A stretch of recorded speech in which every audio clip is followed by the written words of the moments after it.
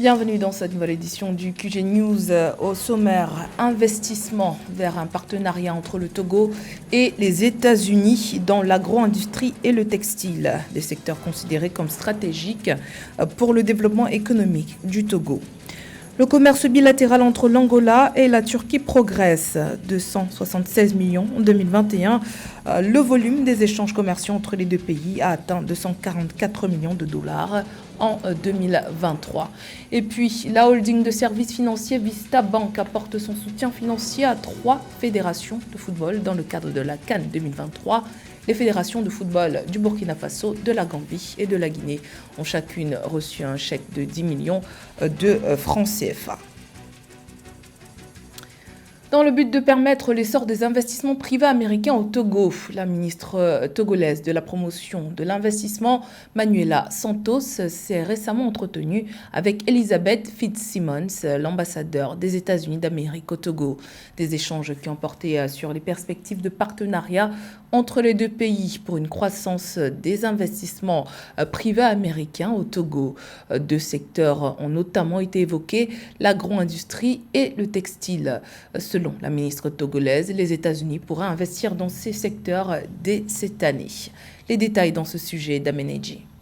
La ministre de la Promotion de l'Investissement, Manuela Santos, et Elizabeth Fitzsimmons, ambassadeurs des États-Unis au Togo, ont échangé le 17 janvier 2024 autour des perspectives de partenariat entre les deux pays. L'objectif est d'accroître les investissements privés américains au Togo à travers l'AGOA, African Growth and Opportunity Act, loi sur la croissance et les opportunités économiques en Afrique. En venant signer avec le gouvernement togolais, surtout pour son coton, avec une agro-industrie, les États-Unis viennent simplement au secours d'une incapacité notoire de transformation, comme c'est la plupart d'ailleurs des pays africains.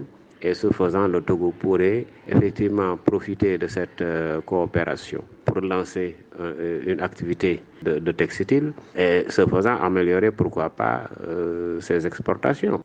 Les autorités ont évoqué l'importance de mener des actions conjointes au cours de l'année 2024 pour promouvoir les secteurs de l'agro-industrie et textile afin de susciter des occasions de joint venture entre les secteurs privés respectifs des deux pays. Selon les statistiques de l'AGOA, en 2020, les exportations du Togo vers les États-Unis s'élèveraient seulement à 12,9 millions de dollars contre des importations de 213,5 millions de dollars. Ces exportations sont extrêmement limitées en matières premières.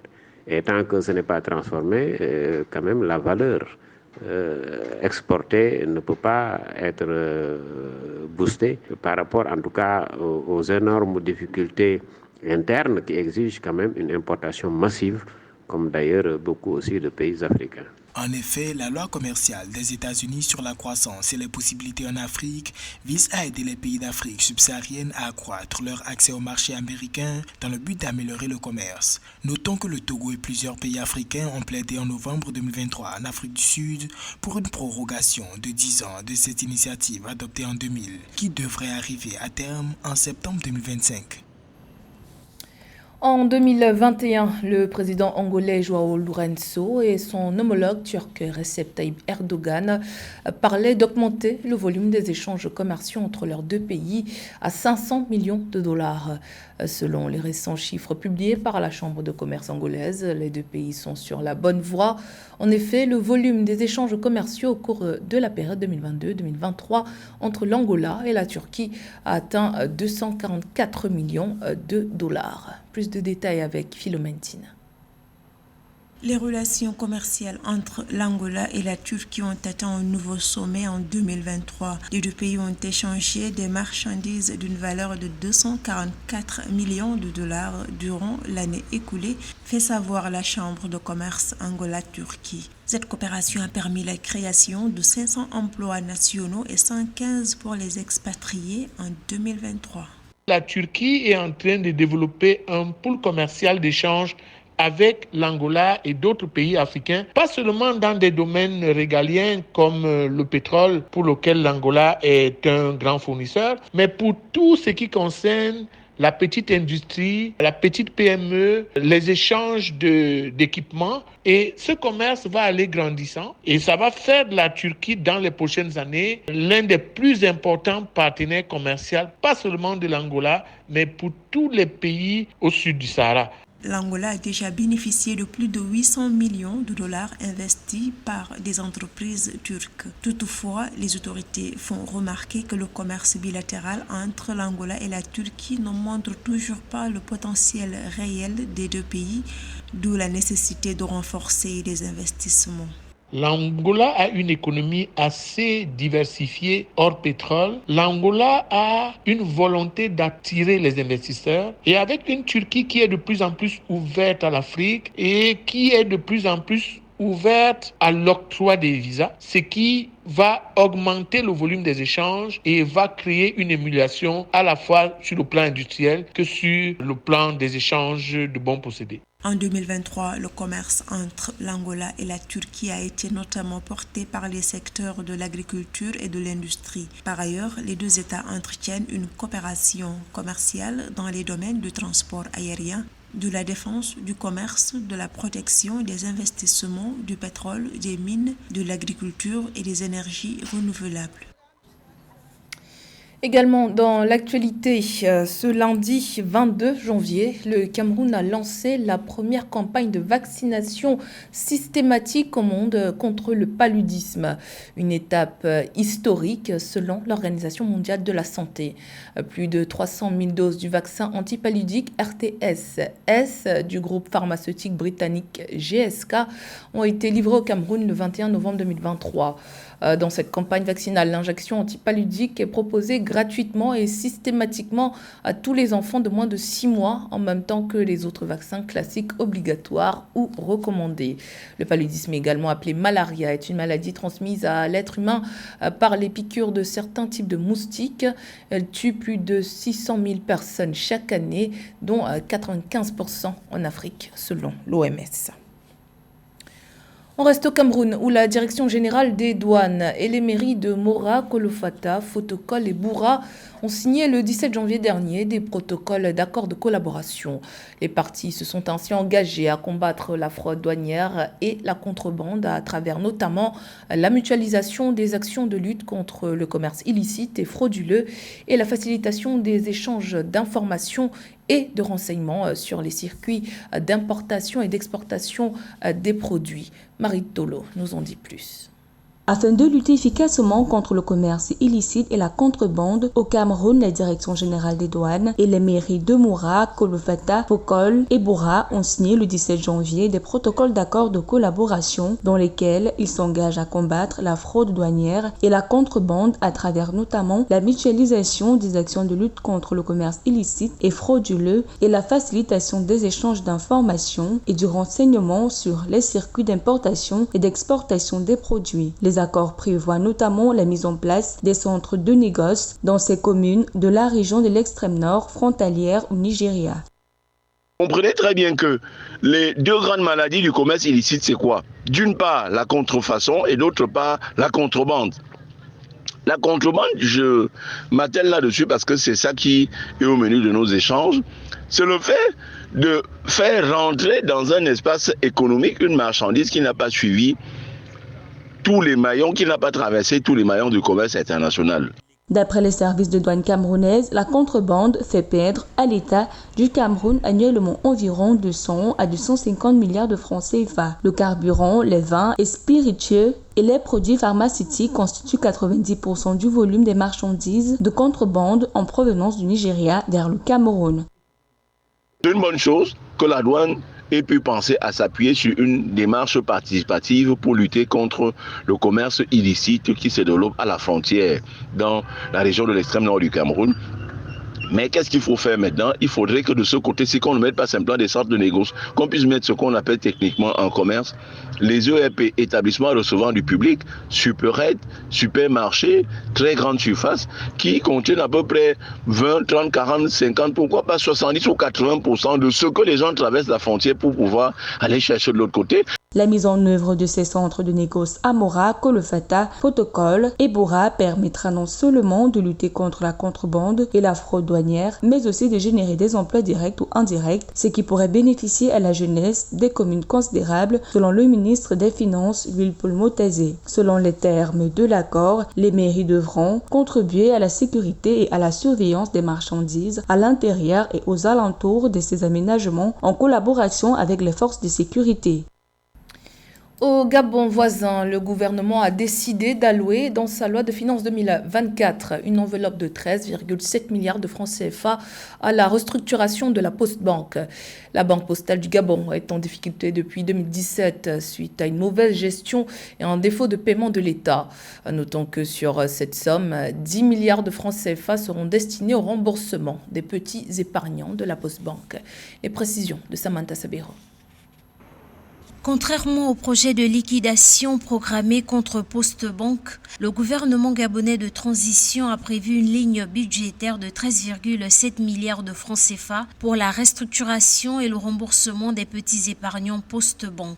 Une information contenue dans le projet de loi de finances exercice 2024. En réalité, les gouvernements africains payent tout ce qu'ils doivent payer aux institutions commerciales privées, mais quand vient le moment de travailler avec les institutions publiques, ils ne payent pas ce qu'ils doivent payer, et c'est bien dommage. La situation de la Banque postale du Gabon et de la responsabilité du gouvernement, il est donc logique que celui-ci se rende bien compte qu'il a vraiment besoin de la Banque postale pour faire de l'inclusion financière, parce que finalement, les banques commerciales ne veulent pas aller là où elles ne sont pas rentables. Et maintenant qu'on va payer les petits épargnants, je pense qu'il est important aussi que la Banque postale se dote d'un fonds de garantie des épargnants. Ça permettrait justement qu'en cas de problème, le pays ou la banque elle-même se dote des moyens de pouvoir être en mesure de rembourser les petits épargnants. C'est une disposition utile. L'enveloppe financière prévoit 10 milliards de francs CFA consacrés au remboursement des petits épargnants de cette structure en faillite depuis 2017 et 3,7 milliards de francs CFA pour la restructuration de la société.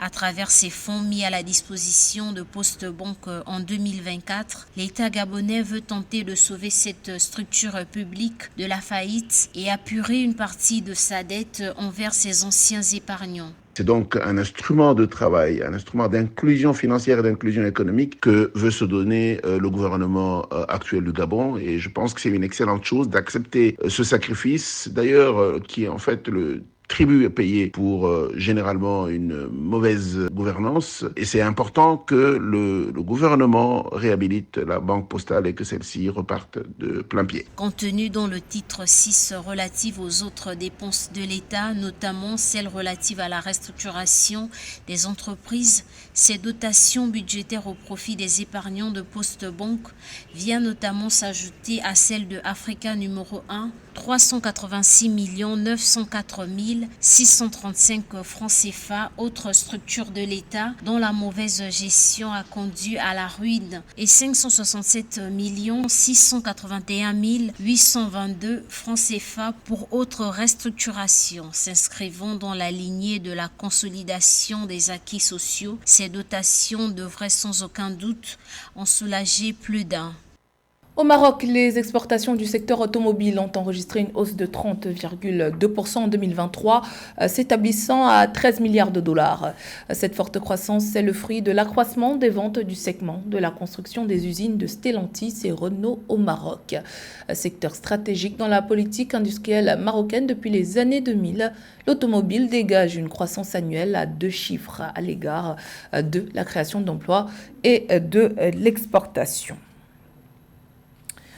Dans l'actualité sportive, à l'occasion de la 34e édition de la CAN qui se joue actuellement en Côte d'Ivoire, Vista Bank Holding a remis 3 chèques d'un montant de 10 millions de francs CFA chacun aux fédérations de football burkinabé, gambienne et guinéenne.